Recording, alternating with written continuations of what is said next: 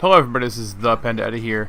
I'm going to be doing this video as a kind of a Q&A video. I have a few questions that I had posted on Facebook, and my friends and family essentially asked me a few questions. It's only 3 questions, but I added a few of my own so that you can get to know me better, because I want you guys to know me a little bit better. I think we should start it out with a question that my friend Joey asked me, which is, what about Overwatch is so fun for you? Like, what aspects of the game draw you to it? This one's going to be a longer answer as well, because before I started playing Overwatch, I had been going through a really tough time. My girlfriend broke up with me. My son went with her, so I wasn't seeing him nearly as much. And it was a really, really dark time for me. I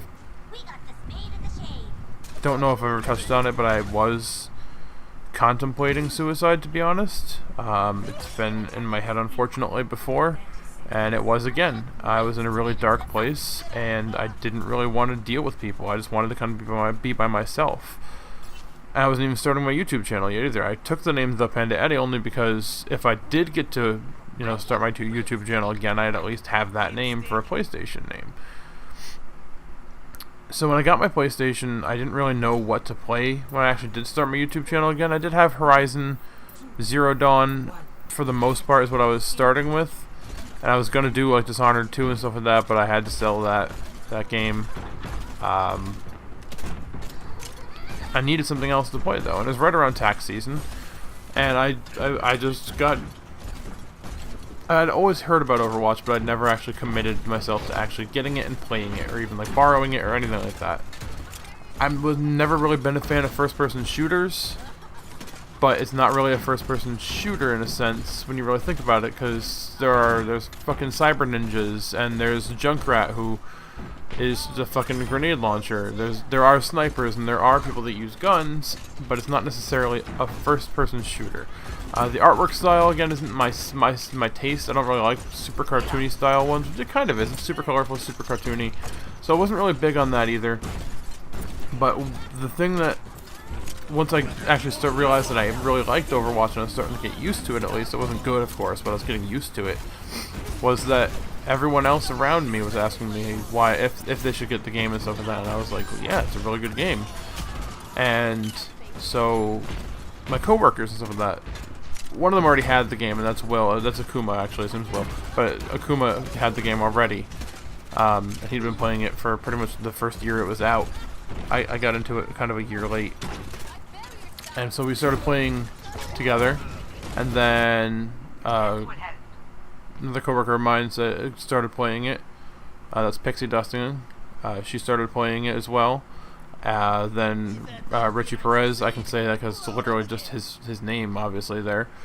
He asked and bought the game and started playing it, and it's brought me closer to a whole bunch of different people. The guy that used Facetious, used to work with him, and we've had a bit of a falling out, sort of, but we kind of got over that, and we started playing again.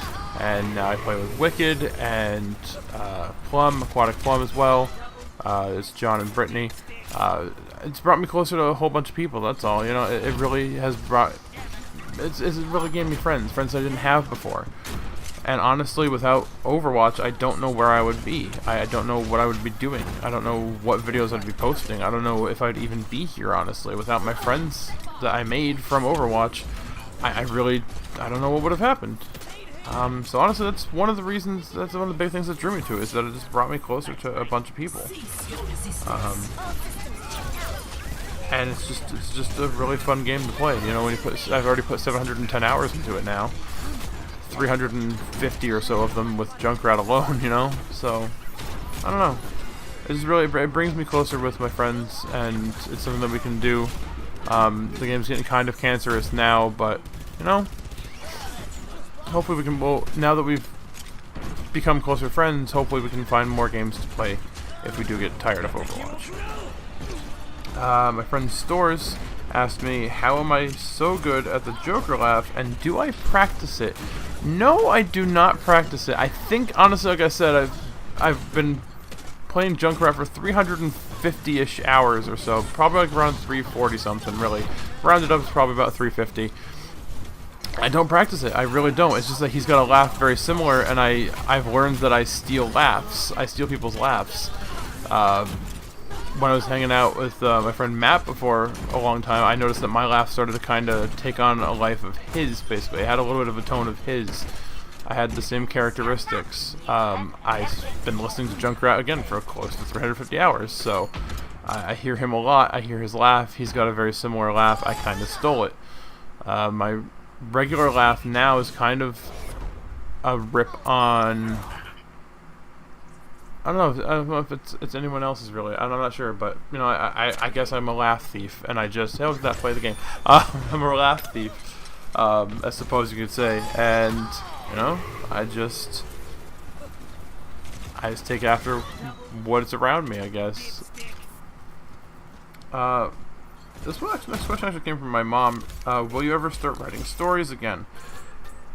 Most likely not. Now, what she's saying is basically because I used to write a lot of, it was mostly short stories. They weren't like novels or anything like that. They were short stories.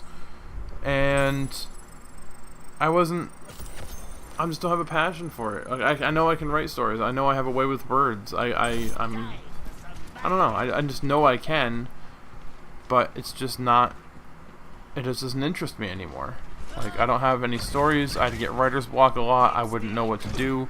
I had a story going called A Change of Seasons, and it was really good. I had like everything planned out except for the ending. I didn't know how to end it. I didn't know how it's gonna end. I still don't know how it's gonna end.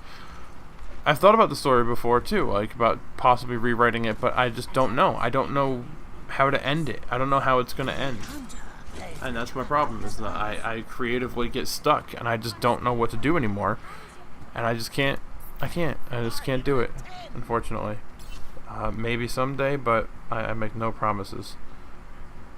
So these next questions are the ones I kind of wrote for myself, but they are kind of ones like I think some people would like to know. This question was actually technically from my Richie. What in the hell was that nature video? Well, I was in a custom game. The nature video, the national overgraphic video that I posted. He said, "What the hell was that video?" Basically, and I was like, "Well, I went into a custom game and I was watching. I was actually supposed to be number 12, but I guess someone got in before me. So they were number 12. I was number 13, so I turned into just a spectator. And I was just watching, and that one part where there's a Mercy that flies up and bumps into the same colored Genji as her. I think it was a blue Mercy and a blue Genji with a red Mercy next to them. I just thought, and I was like, that could be like a nature show. She's taking her mate back, kind of thing. And I just thought it was funny, and I turned it into a video. So that's what that was. Why haven't you finished some of the games that you've started? Like Shovel Knight, that kind of thing. I just saw that there was a lack of interest, honestly. It's as simple as that. There weren't views on it. There wasn't anything really going on. And I didn't want to do it anymore. I just didn't see why I should keep going if it's not getting views, you know? If it's not getting views and not popular, why do I keep going? That's why I stopped doing Until Dawn and Heavy Rain and Beyond Two Souls, because they too are older games, I know, but they're all I can afford right now, which is literally nothing, because they were all free. They're all from PlayStation Plus. It's what I can afford right now. I don't really have a lot of money. I don't have money that I can do to have to buy games. So I don't know. I just can't afford it, and I just can't do that. That's all. Do I collect anything? I do, in fact, collect some things. I have a shit ton of Magic the Gathering cards, because I do play Magic the Gathering as well. Other than that, I have probably somewhere around 30 to 40 Funko Pop figures, and those are the regular sized ones. I'm seeing them all right next to me right now. I have 1, 2, 3, 4, 5, 6, 7, 8, 9, 10, 11, 12, the little stuffed figurines, the little stuffy toys that they make, and I tried to count them yesterday, but it got into the hundreds of the little Mr. Minis that they keep as well, not including like the non-Funko ones that are like from Cupa Deadly, from Blizzard, The backpack hangers from Blizzard for Overwatch, there's just a ridiculous amount of them here. So, yeah, I do. I collect Funko Pop figures and Magic the Gathering cards. Let's see, next question. What one haven't I... What are my favorite things? Like movies, music, video games, foods, podcasts, that kind of thing. Movies, I like probably pretty much anything. I haven't really watched a lot of movies recently because I'm watching more YouTube, and it's just weird for me to, you know, not see, like, I guess, quote-unquote reality. Music is pretty much anything. I have my playlists go from, like, Arch Enemy to Kesha to Baby Metal to Dead Mouse. Dead Mouse is one that I've been really getting back into recently because it's just very chill music, that kind of thing. Video games, Overwatch, obviously. Horizon Zero Dawn, I want to get back into again. Detroit Become Human, Shadow of the Colossus, Heavy Rain, Beyond Two Souls. Anything Quantic Dream makes, I guess, is the answer to that one for a little bit. Food, anything. We'll try anything once, and if I don't like it, then I'll never eat it again. Simple as that. And podcasts, I listen to a crap load of podcasts. Stone Cold Steve Austin's podcast, the Steve Austin Show, the Jim Ross Report, what was the Nerdist podcast, all that kind of stuff. Joe Rogan Experience, Penn Sunday School, a whole bunch of different stuff, you know, a whole big variety.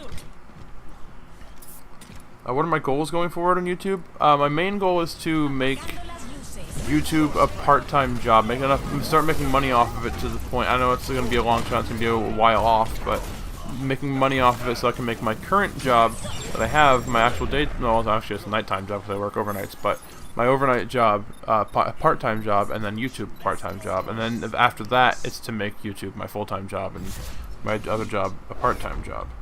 Why did you let Kara and Alice die twice? Not my fault, really. I mean, it is my fault. But I just didn't know what was going on. I made stupid choices. You know, I can't help it. It's not. It is my fault. I can't keep saying it's not my fault when in fact it is my fault. It was heartbreaking. Okay, the first time wasn't so bad because the screen went black and you just heard shots. That wasn't bad. For me at least, it wasn't bad. But you know, the second time I had to watch Kara die in my arms, and good lord, I bawled like a little baby. I won't lie. I really did. It's one of the very few video games besides like Shadow of the Colossus, Heavy Rain, and I think a touch of Beyond Two Souls also did actually make me cry as well. Alright, and we're going to go into the final question. I'm going to let it sit for a few seconds here, so I'm just going to talk to you for a second. And now, what are your thoughts on Hammond / Wrecking Ball?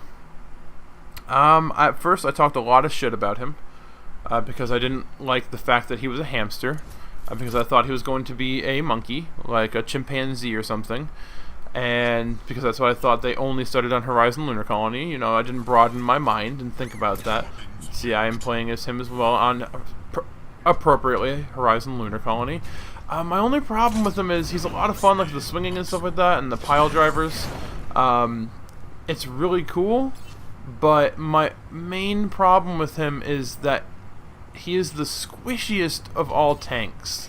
And what I mean by that is that he dies like super fast, and that shield is just such a touch of like you need to use it at the right time, otherwise you're completely screwed under the right circumstances. And it's just I get why he's a 3-star hero now, because he's super squishy and he's super tough. He's to control, to play. But that's going to do it for this video. Thank you guys so much for watching. Like, share, and subscribe for more. Leave some comments, questions down below. Maybe they'll be in the next video. And I will catch you guys later.